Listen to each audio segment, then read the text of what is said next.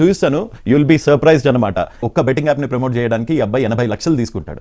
80 లక్షలు. హర్ష సాయి ఒక యాడ్ కి 80 lakhs చార్జ్ చేస్తున్నాడు తెలుసా మీకు అన్నాడు.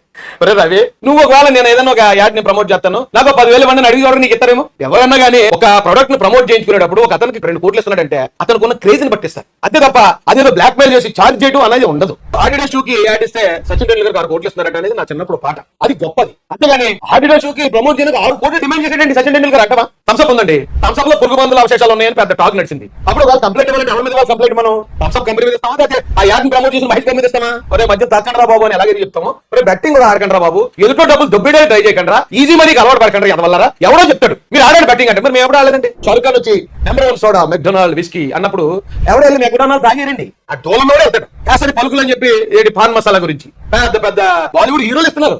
ఆపితే అన్ని ఆపాలి. అలా ఆపకుండా ఎవడన్నా తక్కువ స్థాయిలో ఉన్నవాడు చిన్న స్థాయి నుంచి ఎవడన్నా ఎదిగేస్తుంటే ఆ ఏడుపు కడుపు అంటే బాబు.